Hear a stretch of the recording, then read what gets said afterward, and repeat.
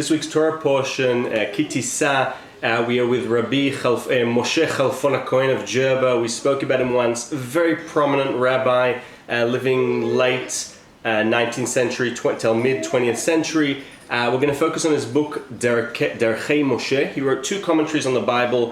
One, Yadei Moshe, which is more his chidushim, his sort of innovations, commentary on the Bible. And Derechei Moshe is more musar. It's more understanding through the Bible how we should be behaving.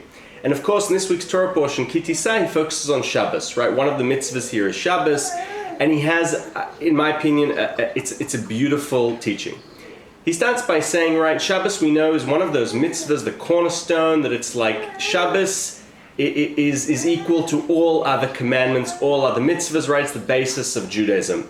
And he says, look at how, the Greeks and the Romans, everyone tried to stop us keeping Shabbos. They understood, the Goyim understood that we need the Shabbos, but we wouldn't agree. Thousands of years we would not agree. So the first pillar of his teaching regarding Shabbos, and we see this, is that for some reason Shabbos has in it now keeping Shabbos, it keeps the Jewish nation going, and it keeps God's prophecies that, it's all going to be okay, and that there's going to be a time span for us being in the diaspora, and we're going to be, back in Israel, and, there are going to be the burden of other nations upon our shoulders. So that's the first part.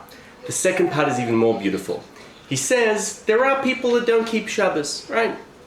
There are people that don't keep Shabbos, but he says, of course they don't keep Shabbos not because they don't want to and they don't believe in Shabbos. He says, that they didn't learn what you and I learned about the beauty of Shabbos and so on and so forth. What in fact is he saying here? And this is a gorgeous statement. He's talking about the importance of the unification of the Israelites. I think the second pillar.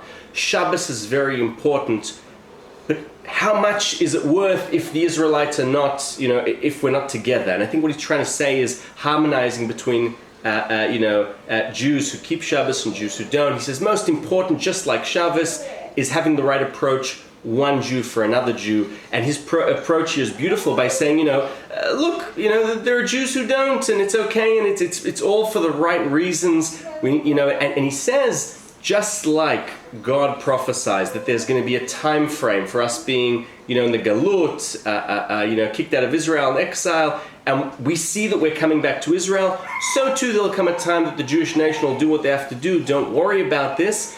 And he says, look today. He wrote this in 1935, and he says, I can already see that the prophecy is going to come true, that the land of Israel, its desert, is going to grow fruits and vegetables that all the land is going to need. He says here passages that mean, in effect, de facto, 1935, Rabbi Khalfon Moshe ha-Cohen prophesies that Israel is going to be a startup nation. Read Derechei Moshe on the parsha. And he says, just like we're slowly coming back to the land, and it's going to become a startup nation, so too we're all going to, keep Shabbos in the time to come, so long as we're unified.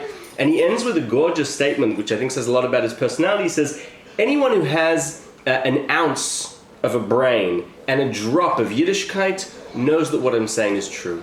Thoughts on the parasha and on the importance of Shabbos and the unity of Bnei Israel. Shabbat Shalom.